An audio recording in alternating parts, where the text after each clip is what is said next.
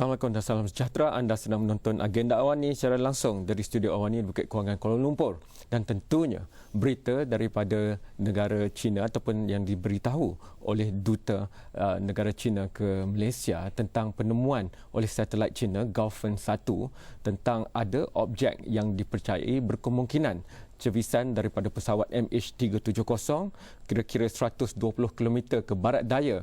Dua objek yang ditemui oleh satelit Amerika yang diberikan kepada AMSA di Australia itu.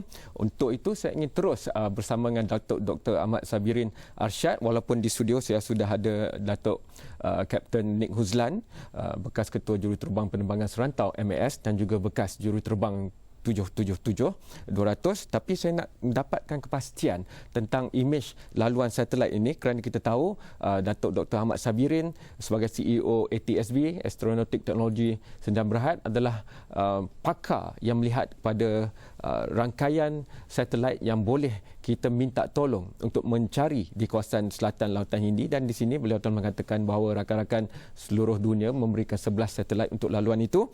Datuk Dr. Ahmad Sabirin. Assalamualaikum. Waalaikumsalam. Pandangan Datuk Doktor terhadap penemuan yang diberitahu dari negara China tentang objek baru yang ditemui oleh Gaofen 1 itu. Saya memang amat tertarik dengan penemuan baru ini, dan kita memang menjangkakan akan menampak satu lagi objek. Tapi apa yang harus kita lihat di sini, dia diambil imejnya pada 18 hari bulan, dan imej daripada AMSA itu 16 hari bulan. Kita telah mencuba mengambil imej yang sama pada tempat yang sama sejak pada 20 hari bulan yang lepas, dan keadaan memang berawan yang sangat. Tapi kita menjangkakan memang ada sesuatu di situ, tapi belum dapat disahkan lagi. Datuk, berapa banyak satelit? Kerana kita tahu negara China menjanjikan 10, 11, malah ada laporan mengatakan 21. Datuk sendiri mengatakan bahawa rangkaian 11 satelit membuat laluan di situ. Jadi tentunya jika dipetakan ke semua satelit yang memfokuskan pada selatan Lautan Hindi itu, keberangkalian besar untuk kita menemuinya. Pandangan Datuk? Itu memang tepat. Sekarang kita memang ada banyak satelit yang melalui kawasan tersebut, tetapi yang menjadi satu yang agak sukar disebabkan sensor digunakan adalah sensor optikal. Yang saya katakan terdahulu, dia tidak dapat melihat melalui awan. Dan kita lihat di sini imej-imej yang kita dapat dalam 2-3 hari lepas memang penuh berawan. Bagi imej-imej radar memang ada kemungkinan untuk melihat kawasan tersebut, tetapi bagi imej resolusi tinggi adalah amat sukar untuk pinpoint the exact location for the debris. Adakah gerakan satelit radar akan memberikan lebih kepastian dalam konteks ini, Datuk? Sebenarnya dia bergerak dalam orbit yang sama dengan orbit bagi sensor optikal. Kita maklum dia tidak dapat datang pada setiap hari, tapi akan datang pada laluan lebih kurang 2 hingga 3 hari pada satu lokasi. Tapi pada masa sama, Kamarul, kita faham juga objek ini akan bergerak. Jadi mungkin koordinat yang diberikan telah bergerak ke tempat yang lain. Jadi kita menunggu kepastian, mungkin ketepatan yang lebih jelas tentang imej yang akan diambil. Jadi selamat maju jaya Datuk Doktor kepada ATSB dan rakan-rakan negara yang membantu dalam pencarian satelit ini. Terima kasih banyak. Saya ingin terus bersama dengan Kapten Nick Huzlan. Kapten, kalau kita lihat kawasan yang dikatakan ditemui oleh satelit China itu, objek yang dipercayai mungkin ada kaitan dengan MH370 itu, tak lari jauh pada bulatan yang dibuat tentang jarak maksima dengan bahan api yang ada pada MH370 itu, dan kita tahu daripada ping ataupun digital handshake yang diberikan oleh sistem di atas kapal terbang dengan satelit Inmarsat itu, yang hemisfera utara dan hemisfera selatan itu juga berdekatan dengan kawasan penemuan itu. Jadi jika kita boleh lihat seterusnya, maka objek yang dikesan satelit China di sini, objek yang dikesan oleh satelit Amerika itu di sini, dan mungkin Datuk Kapten Nick Huzlan boleh memberikan pandangan sendiri tentang sama ada ini menempati. Sebelum ini pun Datuk Kapten Nick Huzlan pernah mengatakan bahawa laluan yang paling sunyi di dunia inilah berkemungkinan besar kita boleh mendapatkan arah di mana saya nak hilangkan ia. Arah sebenar yang kita boleh cerapkan pada pandangan Kapten tentang penerbangan MH370 kalau itulah cebisannya. Dan sekarang kita nampak dia punya ping ni dan dia punya range circle. 11 ini saya difahamkan 11 ini pink circle. Okey. Bulatan pink ni. Ya. Dia intersection kat sini, dia crossing kat sini. Jadi kemungkinan besar di sinilah tempat pesawat menemui muka air. Tapi ada lagi satu teori yang saya ingin jelaskan sikit. Saya tengok pada jam 8.11 di Malaysia. Fajar dia kat sini. Kapten, saya berikan mungkin warna biru untuk Kapten buat. Okey, merah pun boleh. Okey. Jadi ini ialah satu line, rough Terus, line lah ya. Garis kasar. Kejap dulu. Saya berikan. Okey. Okey, dia tak mau, tak apa. Nanti saya akan berikan. Okey, ini garis kasar subuh. Maknanya sebelah sini gelap, sebelah sini matahari gelap, sampai. Ni. Jadi memang betul area dia memang kat sini kerana saya ada satu perasaan pesawat tu menemui muka air di dalam fajar. Maknanya pesawat tu mencari fajar tujuannya kelihatan. supaya dapat land kelihatan supaya dapat turun dalam air dengan cara yang lebih selamat. Pesawat tu intact, dia punya impact dengan air pun boleh dikatakan judgement mata boleh pakai. Pasal sini memang dah tak ada instrumen, dah tak ada alat pendaratan, memang dah tak ada, kena pakai mata kasar sahaja.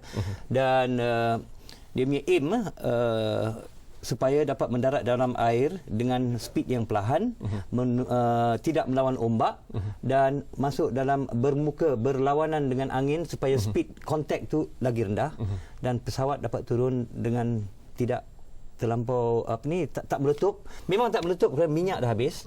Tapi dia punya integrity of the fuselage tu sekeping. Tak ada serpihan.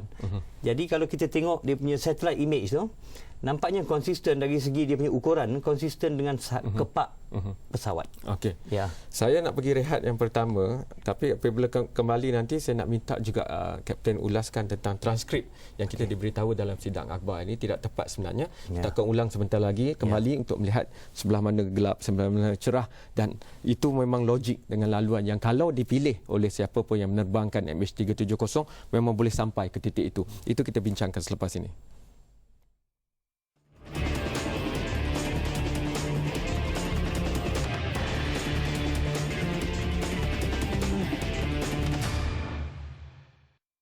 Berita terbaru tentang MH370 adalah penemuan oleh satelit China Gaofen 1 tentang satu lagi objek yang ditemui kira-kira 120 km barat daya daripada dua objek pertama yang ditemui oleh satelit Amerika itu.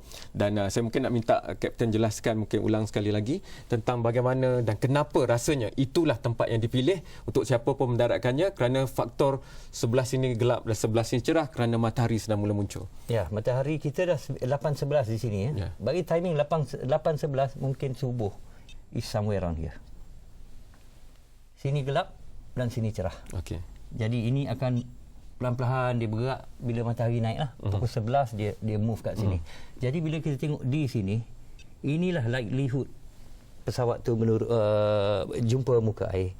Dan pesawat tu bila dia cerah, pesawat tu dapat turun dengan fuselage integrity, dia punya force, dia punya force of impact pun kurang sekali. Itu saya nak minta pengalaman Kapten kerana latihan yang diberikan bersedia untuk mendarat dalam apa jua keadaan termasuklah untuk speed lautan. Ada dalam buku flight crew training manual tu cara-cara untuk mendarat dalam air jika keadaan yang terbakar ke apa kan, kena emergency landing dalam air, memang ada training mengikut arus ombak, jangan berlawanan dengan ombak, berlawanan dengan angin supaya ground speed kurang, jadi impact kurang. Dan banyak lagi yang prosedur-prosedur yang dibuat terperinci untuk pesawat berada sebentar di atas permukaan dan supaya pintu bolehnya janganlah fuselage tu pecah, dan adalah peluang pesawat tu terapung buat seketika supaya penumpang mungkin dapat keluar dengan selamat. Itu dia punya intent untuk turun ke permukaan air dengan cara lembut. Kapten, hari ini juga dalam sidang akhbar petang tadi yang biasa dilakukan 5.30 itu timbul persoalan kerana awal pagi tadi pukul 2-3 pagi mula keluar di seperti Daily Telegraph mengatakan inilah transkripnya perbualan di antara kokpit dengan pusat kawalan. Jadi kalau mungkin Kapten boleh ulas perkara itu, kerana mereka yang tidak biasa bercakap macam ini, bukan Kapten, bukan co-pilot misalnya, mungkin tak tahu nak menilainya. Tapi mungkin Kapten boleh memberikan pandangan. Pertama, saya heran pasal apa? Transkrip tape ni ialah DCA yang pegang. Jadi macam mana boleh sampai kat tangan Daily Telegraph ataupun mana-mana sumber yang Daily Telegraph dapat transkrip ni. Kedua, yang paling ganjil, mungkin bukan ganjil lah, yang jenaka lah. Transkrip ni ialah terjemahan dari terjemahan Inggeris dari bahasa Mandarin yang diterjemahkan dari bahasa Inggeris. Jadi ini apa hal sampai 2-3 kali, apa sahaja tak bagi original kan? Dah tu bila diterjemah, saya tengok dia punya bahasa ni, ATC this is MH370. Tak ada percakapan ungkapan seperti terma macam ni, terma untuk bercakap dalam radio pesawat ya, dengan tower. Dia memang teratur. Kalau macam ni dia akan cakap tower ataupun ground, this is Malaysian 370. Not this is MH370. Jadi yang ini pun this is KL control, tak ada KL control. KL control tower, tak ada KL control tower, tak keluar istilah tu, memang tak disebut begitu. Dia padat, dia concise dan dia very accurate. Dia punya wording tu memang ikut perundangan. Macam tak boleh cakap 3400, tak boleh, kena cakap 3400. Jadi di sini ni saya tengok please remain in, please ni tak adalah nak please ni. Please ni kalau kita bercakap bertutur secara beramah mesra adalah please. Tapi ini language banyak kata bang nak pakai radio. Jadi kita kalau kita cerita panjang-panjang, jam lah radio, tak ada peluang online. Jadi bila saya tengok macam ni kan, first of all dia punya terjemahan sampai 3 round. Dalam terjemahan 3 round tu yang keluar dia punya output pun tengok runway from 32R A10 copy that. Ini semua ni bukan bahasa pilot. Kalau ini bahasa orang yang nak jadi pilot tapi tak pernah jadi pilot. Ini bahasa imajinasi. Tak semula jadi dalam rutin harian seorang. Tapi bagi orang yang tak terbang, dia ingat macam ni dah percakapan tower. I don't blame them. I tak menyalahkan orang pasal ini it's a very complex situation radio ni. Radio ni dia ada cara ungkapan percakapan yang diajar, kena ambil exam untuk bercakap radio pesawat. Jadi bukan macam ni. Kapten, mereka cuba memfokuskan bahawa ada 2 kali ketika dah sampai 35,000 itu kaki itu, dia mengatakan bahawa 2 kali disebut itu kepada pusat kawalan udara, dan itu menunjukkan seolah-olah macam tak perlu. Jadi mungkin itu macam ada signal atau syarat yang cuba diberikan. Ini dah jadi satu intrik, dah jadi satu tanda tanya yang berdramatik. Pasal dia start with apa nama yang dia cakap good night, alright good night. Alright good night itu biasa. Bukan benda yang pelik. Alright itu maknanya baiklah, saya akan ikut apa yang you cakap. Good night ni bye bye. So itu tak menjadi satu persoalan. Yang cakap flight level 2 kali pun saya kurang faham stage mana yang dia cakap, dan mungkin itu percakapan biasa bila dia terbang dalam pesawat sebagai report kepada control tower. Jadi buat masa ni dongeng sikit lah benda ni. Pasal apa? Yang pegang tape ni DCA bagi kat siapa? Adakah keperluan untuk DCA nak hantar tape ni untuk forensik di luar negeri? Tak payah. Transkrip kita dah ada, dah dan memang biasa perbualan biasa. Perbualan biasa, bukan secret, bukan apa, dan terang. Ini dia punya frekuensi ni macam FM radio, VHF, terang. Kapten, dalam konteks itu jika ini bukanlah sesuatu yang biasa dilakukan, maka kita haruslah lebih mempercayai seperti yang diberikan secara rasmi dalam sidang akhbar tadi. Tidak betul, tidak tepat, tidak sahih apa yang dilaporkan sebagai transkrip itu. Saya nak pergi rehat yang terakhir. Apabila kembali, kawasan yang kita lihat ini berkemungkinan tempat di mana pesawat MH370 itu membuat surface contact ataupun menyentuh permukaan air itu. Saya nak bincangkan dengan Kapten Nick Uzlan selepas ini. Ia memerlukan garapan pesawat udara kerana ia begitu jauh daripada daratan-daratan yang paling hampir. Jadi itu mempunyai cabaran-cabaran tersendiri, kerana walaupun di Australia pun mereka juga semakin buntu untuk menjawab kenapa sudah 2 hari penerbangan masih tidak dapat mengesan objek yang boleh dikesan satelit pada 16 hari bulan misalnya. Saya nak mengambil pandangan seorang kapten kerana mungkin bukan mudah untuk melihat kawasan Roaring Forties ini dan mencari walaupun selebar 22 meter misalnya. Itu kita bincangkan selepas ini.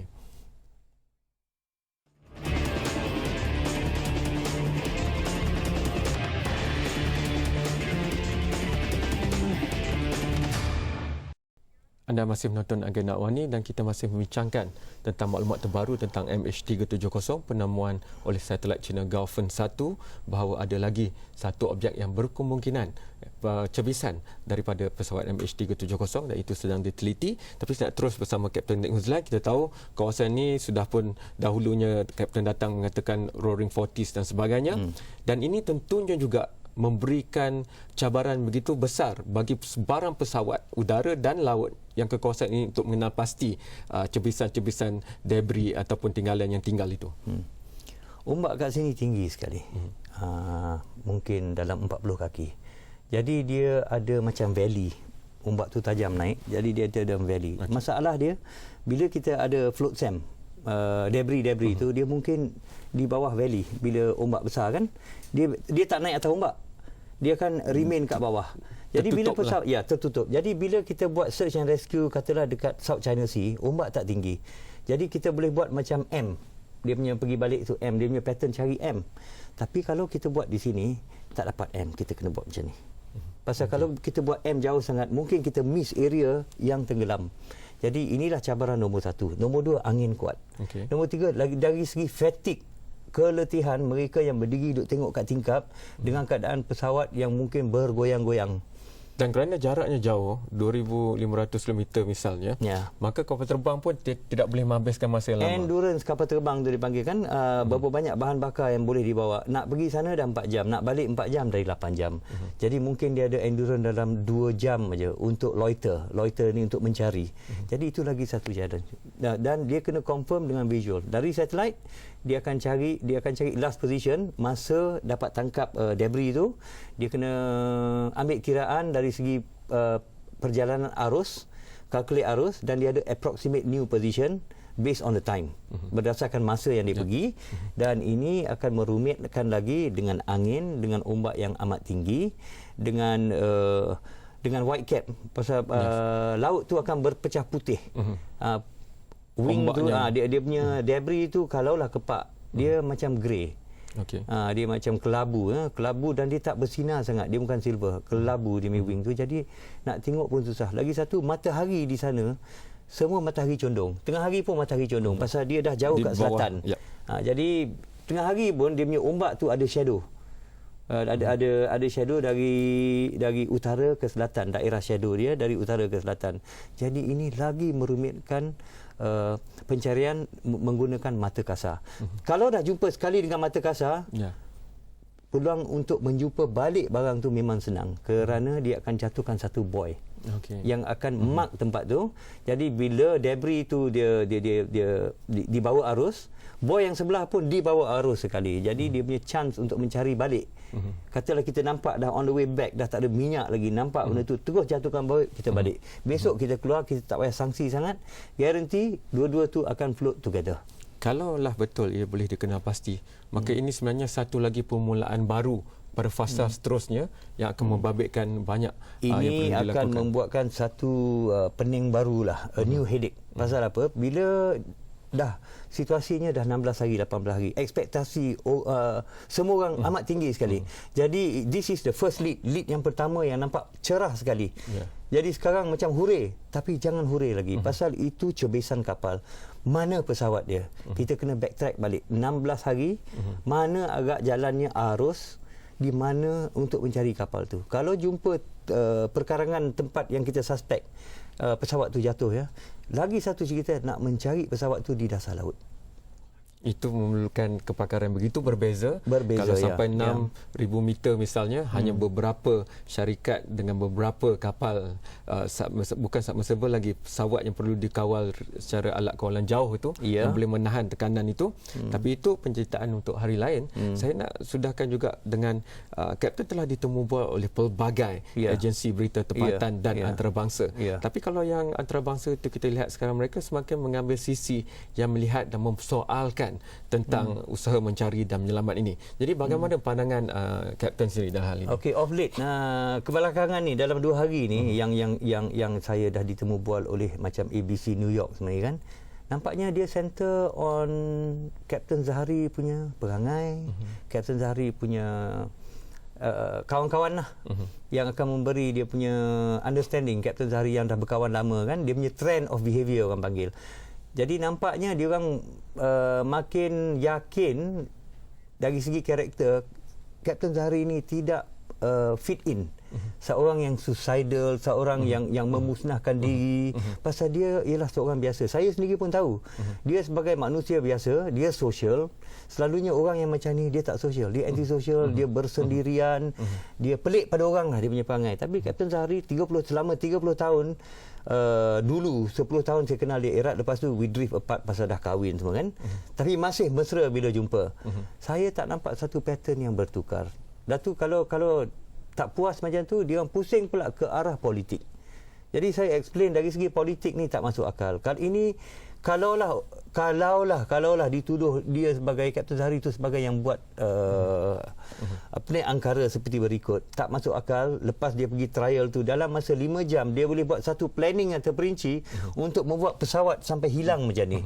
Jadi tak masuk akal. Ini kerja orang yang dah plan lama. Masa dia mengendalikan pesawat tu, otaknya waras dan dia punya fokus tu betul-betul fokus sekali. Pasal bila kita beraksi dengan dorongan marah, mungkin kalau masa tu panjang, kita punya mood marah dah hilang. Dah tukar fikiran. Jadi tak masuk akal kalau nak link dengan politik semua tu. Ya, memang politik tu ada, memang semua orang ada political view. Tapi sebagai seorang kapten nak buat macam tu memang payah. Tapi ke situlah saya nampak trend yang nak pergi sekarang. TV Jepun memang tanya pasal karakter. Okey. Tapi kita masih teguh dengan penyendirian kita, dan kapten pun telah banyak menzahirkan betapa kualiti kaki tangan termasuklah juruterbang MLS begitu tinggi sekali. Terima kasih banyak kapten kerana datang pada malam ini. Terima kasih banyak kepada anda telah menonton. Hantarkan pandangan anda sendiri kepada pelbagai platform yang ada, Instagram, Facebook, Twitter, ataupun terus muat turun aplikasi Mudah Alih iOS dan Android supaya anda boleh menonton episod seperti ini secara langsung di gadget Mudah Alih anda. Sekian, jumpa lagi. Oh, good man.